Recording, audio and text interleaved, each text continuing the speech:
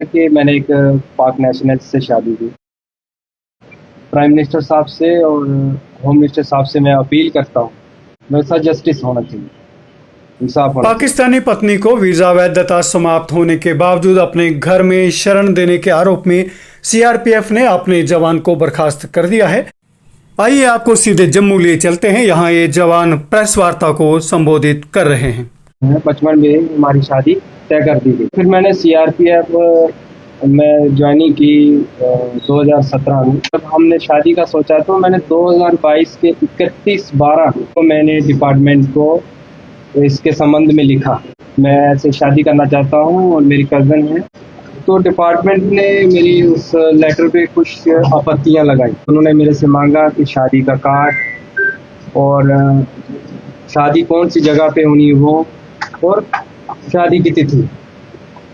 तो मैंने वो 2023 में वो सब क्लियर करके डेट शादी की फिक्स हुई, तो मैंने वो डिपार्टमेंट को दे दिया।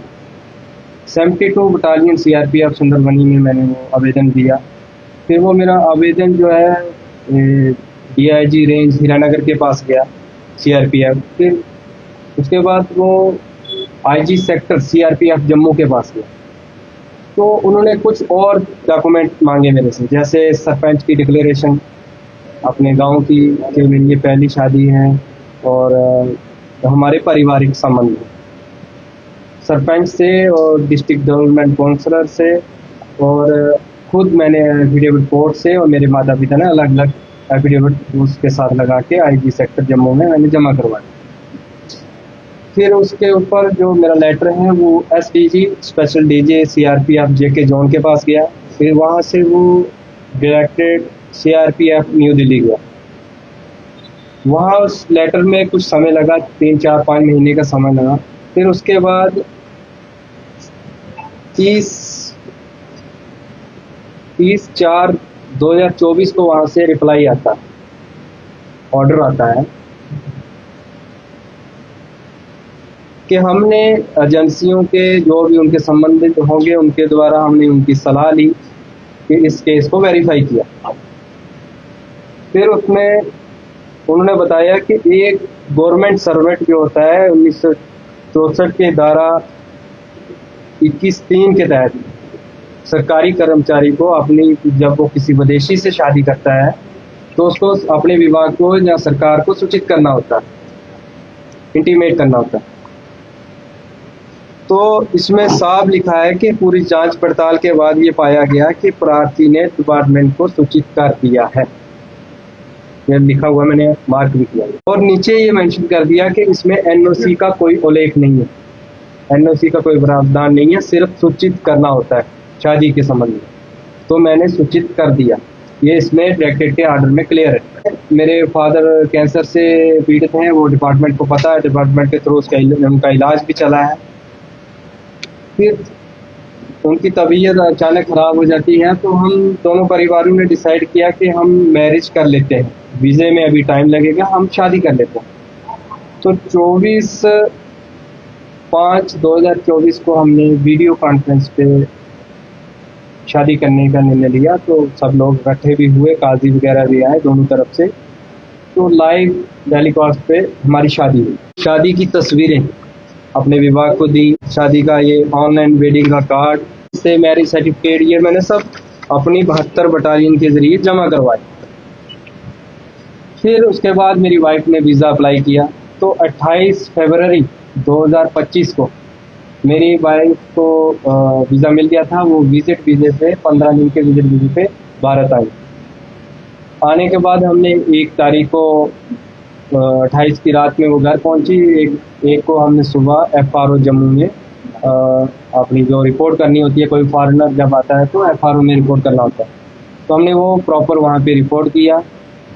तो एज ए वाइफ उसको साथ रहने के लिए लॉन्ग टर्म वीज़े की ज़रूरत थी, एलटीवी। तो गवर्नमेंट की गाइडलाइन है कि जब कोई भी महिला या जब किसी भारतीय से शादी करती है तो वो उस कैटेगरी में फॉलो करती है। तो हमने 4 मार्च को ही एलटीवी अप्लाई कर दिया, long term visa. Long term visa apply किया तो 13 मार्च तक इसकी पूरी प्रक्रिया चली। उसमें वेरिफिकेशन हुई, CID पुलिस की। फिर उसके बाद 13 मार्च को वो इंटरव्यू हुआ, FRO जम्मू का इंटरव्यू हुआ हमारा। इंटरव्यू होने के बाद ये देखो 13 मार्च 2025 6:02 PM पे ये जो मेल हमें मिली कि आपका जो लॉन्ग टर्म रिक्वेस्ट है, ये नंबर है, has been refer to higher authority for approval. ये MHA को भेज दी गई 13 मार्च को। 14 को हमारा वीज़ा एक्सपायर होना था, तो हम LTV कैटेगरी में आ गए, हमें LTV में स्टे हो गए। उसके बाद हम LTV में रहते हैं, तो अचानक ये पहलगाम का इंसिडेंट हुआ, सरकार ने कुछ निर्णय लिए उस पर। हमें भी उस चीज़ का बहुत दुख है, मजम्मत करते हैं, हम उसके सख्त खिलाफ हैं। सरकार ने जो कठोर फैसले लिए हैं, हम उसका समर्थन करते हैं। फिर अचानक से मुझे एक एग्जिट परमिट की मेल आती है, उसमें लिखा होता है कि आपको जो भारत से जाना पड़ेगा, आपका एग्जिट परमिट ग्रांट हो गया। तो मैंने जब बात की तो उन्होंने बताया नहीं आप LTV में हैं। कुछ देर के बाद हमें एक मेल और आती है, इसमें लिखा है कि हमें नहीं जाना है, आपके केस के ऊपर दोबारा देखा जा रहा है। और गवर्नमेंट ऑफ इंडिया का जो नोटिस है, जो ऑर्डर आया था, जो ये वीज़े रिवोक का, वो ये है, LTV एक ऐसा मात्र वीज़ा है जिसके ऊपर ये कोई भी डेडलाइन लागू नहीं होती। Issue of new visa allowed, new वीज़े जो मिलेंगे वो सिर्फ LTV को ही मिलेंगे, LTV पे ये लागू नहीं होती है। 28 या 27 को हमें तहसीलदार की तरफ से एक नोटिस आता है विजिट वीज़े का, ना कि LTV का। LTV का उसमें कोई जिक्र नहीं है, विजिट वीज़े का आता है। वो लिखते हैं कि आपका विजिट वीज़ा 22 मार्च को ख़त्म हो गया है। हालांकि हमारा विजिट वीज़ा 14 मार्च को ख़त्म हो गया था, 22 को नहीं हुआ, 14 मार्च को ही ख़त्म हो गया। तो हमने उस टाइम हमें जाने के लिए बोल दिया, तो हमने अपने एडवोकेट अंकुर शर्मा जी से बात की। तो हमने हाई कोर्ट से अपील की कि हमारे साथ ये गलत हो रहा है कि हमने ये LTV में आते हैं, हमने पूरी परमिशन से शादी की है, CRP को इंटीमेशन किया हुआ है, सारे डॉक्यूमेंट्स लगाए। तो हाई कोर्ट ने उसको सुना। ये उस टाइम सुना जब जम्मू से PCR से हमें रवाना कर दिया था पटारी बागा बॉर्डर के लिए। हाई कोर्ट ने सारी ये चीज़ें सुनने के बाद एक ऑर्डर निकाला, जिसके ऑर्डर के तहत उन्हें बागा बॉर्डर से वापस हमारे घर लाया गया कि उनका जो ये केस है ये LTV में ही फॉलो करते हैं। जब घर आ गए तो कल अचानक मैंने कुछ सोशल मीडिया पे कुछ ऐसे न्यूज़ चैनल मैंने सुना कि CRPF जवान के खिलाफ कुछ एक्शन लेने वाली है, जवान ने कुछ वायलेशन की। तो होते होते शाम के कोई 5:30-6 बजे कुछ 4 लोग डिपार्टमेंट के मेरे घर आते हैं। ये 41 बटालियन से आते हैं, कुछ जम्मू IG सेक्टर ऑफिस से आते हैं, CRPF वन क्लाब से। उन्होंने आके एक नोटिस दिया। जब मैंने उस नोटिस को पढ़ा, उसमें फर्स्ट पैरे में उन्होंने लिखा है कि जवान ने निकाह की सूचना डिपार्टमेंट को दी है। निकाह ही मैरिज होती है, मैं आपको ये क्लियर करता हूँ कि निकाह ही मैरिज होती है, वही मैरिज है। निकाह की सूचना दी है। उसके बाद वाइफ को वीज़ा ख़त्म होने के बाद इलीगल तरीके से यहाँ रखा। हालांकि ये FRO की तरफ से हमें अप्रूवल है, जो कंसर्न अथॉरिटी है वीज़े की, और LTV में उन्होंने स्टे दिया और हाई कोर्ट ने इस चीज़ को माना है। और गवर्नमेंट ऑफ इंडिया की गाइडलाइन भी उस पर यही है, साफ क्लियर है, आप देख सकते हो। इस पर लिखा है नॉट एप्लीकेबल, इस पर लागू नहीं होता है जो ऑर्डर निकला है LTV पे। तो उस ऑर्डर में मेरे पे लिख दिया ये सब कारण उन्होंने कि इन्फॉर्म नहीं किया।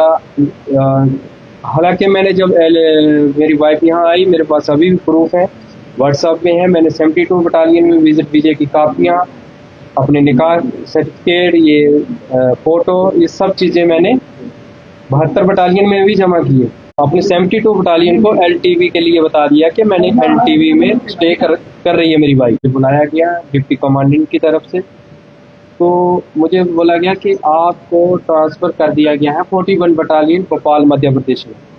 तो आपको वहाँ पे रिपोर्ट करना। तो मैंने वहाँ पूछा कि क्या कारण है। मेरा अभी 2027 में JNK का टेन्योर पूरा होना था, क्योंकि जो जवान छत्तीसगढ़ में पोस्टेड होता है तो वहाँ से उसे चॉइस मिलती है। छत्तीसगढ़ ऑपरेशन एरिया के बाद उसको चॉइस मिलती है कि आप कहाँ जाना चाहते हो। तो मैं छत्तीसगढ़ का टेन्योर काट के मैं चॉइस पोस्टिंग जम्मू में आया था। तो मेरा 2027 में ये टेन्योर कंप्लीट होना था। तो मुझे अचानक कर दिया। जब जाता है जवान उसको रेलवे टिकट मिलता है, उसको स्टेशन छोड़ा जाता है, उसके लिए आगे की टिकट सारा संबंध। मेरे साथ ऐसा बिल्कुल नहीं है। लेकिन फिर भी मैंने आदेश का पालन करते हुए मैंने मूवमेंट ऑर्डर लिया, मुझे गेट से बाहर कर दिया। मैं यहाँ से निकला, मैं ठीक बराबर 29 तारीख को मॉर्निंग में 41 बटालियन भोपाल पहुँच गया। मैंने वहाँ जाके रिपोर्ट की। मैंने जाते ही फर्स्ट इंटरव्यू में डिप्टी कमांडेंट सर के जाते ही उसी दिन मेरा इंटरव्यू हुआ। मैंने वहाँ पूरी कहानी बताई, ऐसे मैंने शादी की, ये हुआ। उसके बाद मुझे ट्रांसफ़र कर दिया गया। प्राइम मिनिस्टर साहब से और होम मिनिस्टर साहब से मैं अपील करता हूँ, मेरे साथ जस्टिस होना चाहिए, इंसाफ होना चाहिए।